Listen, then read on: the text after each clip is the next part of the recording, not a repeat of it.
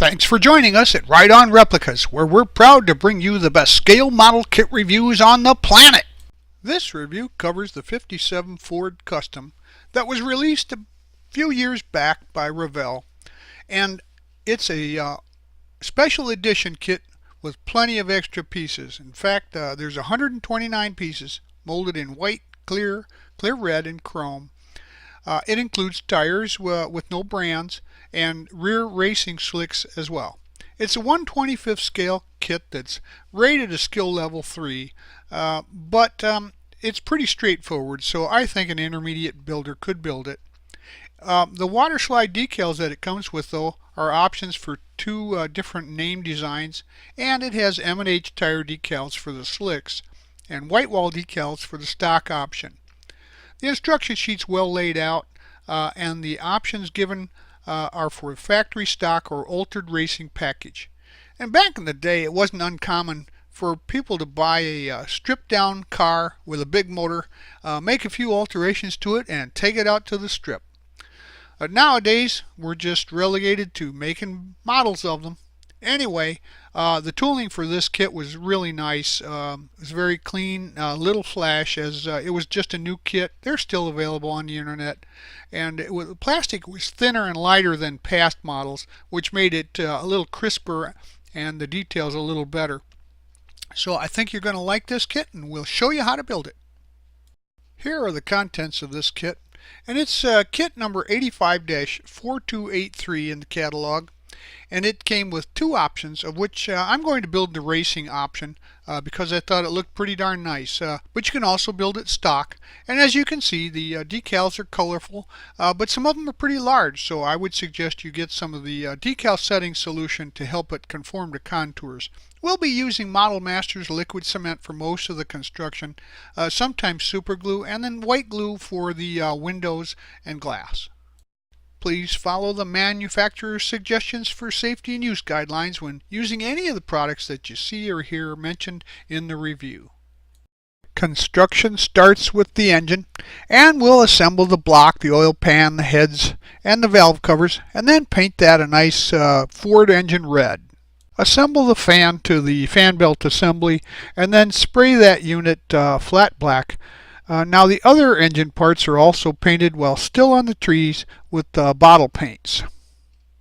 This kit includes a special V8 engine decal, and these are a nice plus for the engine. They really make it stand out, so soak those in some warm water and then apply them to the valve covers. This engine even includes some nicely detailed fuel lines and a fuel pump. So as you can see, the coloration here, just go ahead and replicate that for yours.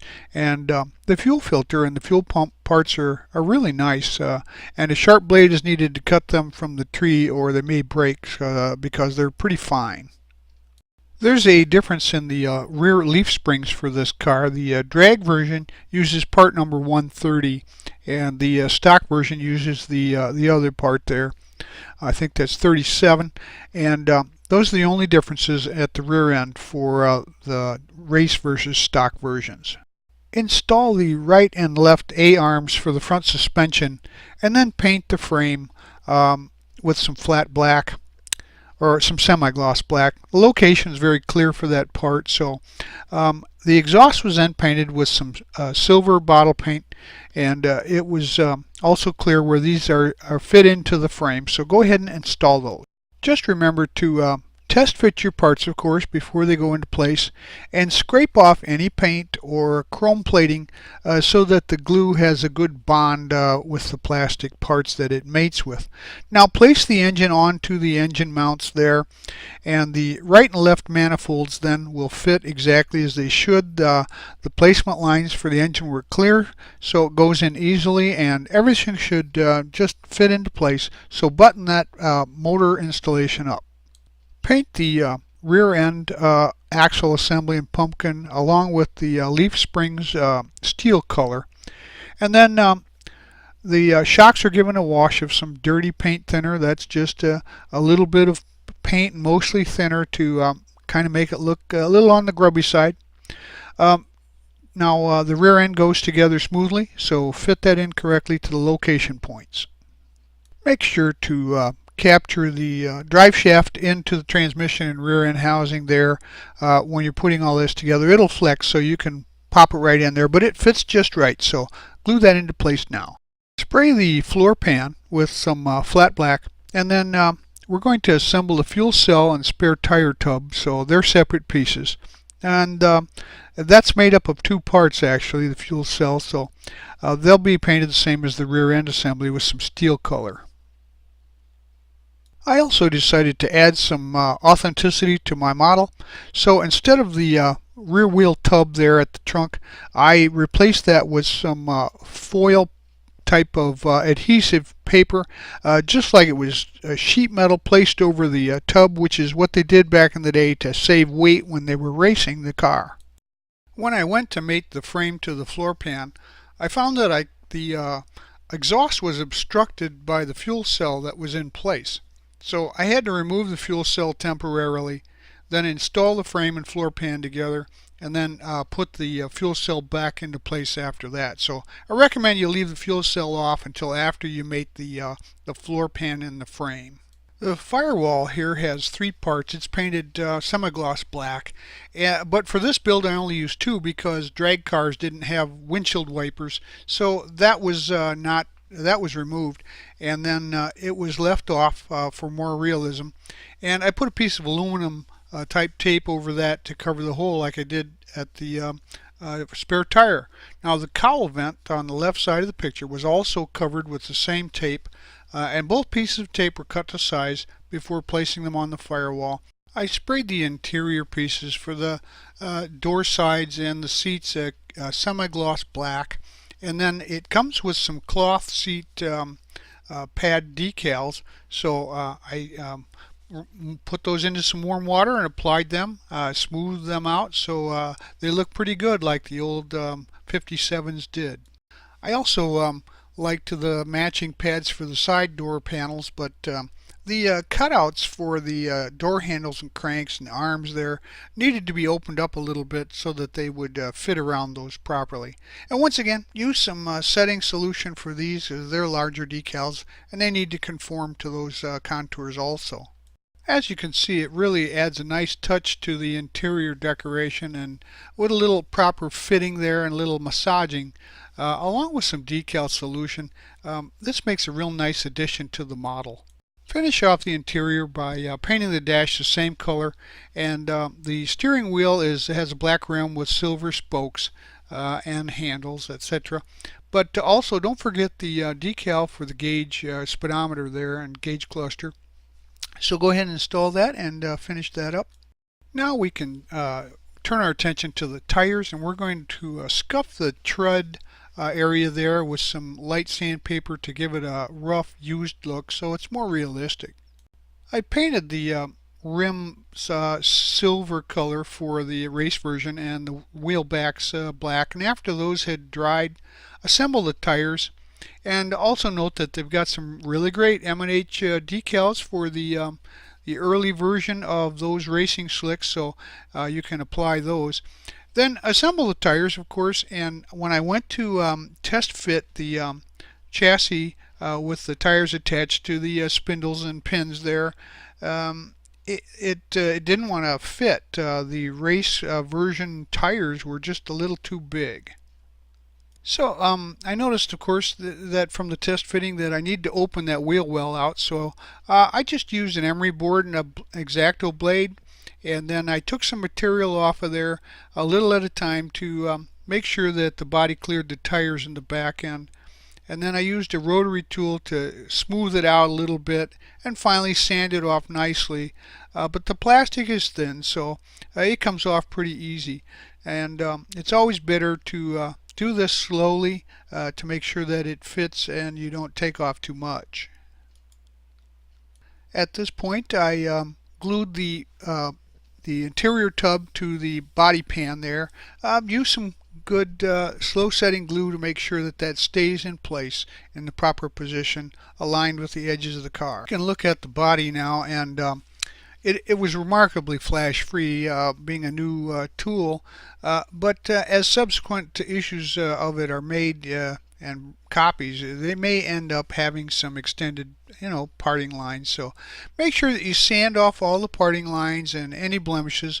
After that's done, give it a good cleaning. This particular model seemed to have a lot of oils on it. So rinse that off in some warm soapy water, and then clear water to get it cleaned off and let it air dry. So set your model up on a stand and give it a good even coat of primer, probably an etching primer to make sure that it has a good bite for the paint. And then once that's done, again, go over it with some fine sandpaper and remove any blemishes and get that ready for a final coat. I use a soft piece of t-shirt material to rub down the body after finally getting it nicely primed. And that gives the paint enough bite, but it doesn't cut through to the plastic. And I think it works pretty well. Make sure that your finish coat is compatible with your primer. And I wanted to replicate the box art, so I went with a gloss black. I sprayed this and then let it dry overnight, and then I gave it a polish with some Mother's Ultrafine polish. I used some of that metal foil for the trim. It's just like tape. You cut a strip off about the size of your trim, apply it like tape, smooth it down, and then you cut off the excess around the edges with a nice sharp hobby knife. It looks just like the real stuff. Now we can add the body decals. Use plenty of warm water, and as you're working along you may need to replace it with fresh warm water. These are large decals, so they need to be applied with warm water on the body as well. And you want to put them into position and smooth out any water or air bubbles underneath the decal edges.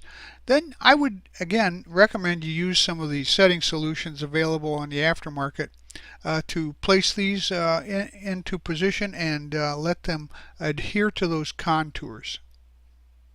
Some of the rear window glass gets some sponsor decals as well, so go ahead and install those. And once they're dried, use some white glue or crystal clear to install the windows. They've got nice bevels on them, so they'll go right into place, but always test fit them to make sure there's no flash that gets in the way. Now you can go ahead and put the body onto the chassis. Just look for the locating points to apply your glue. Make sure you scrape off any paint or that's in the way there.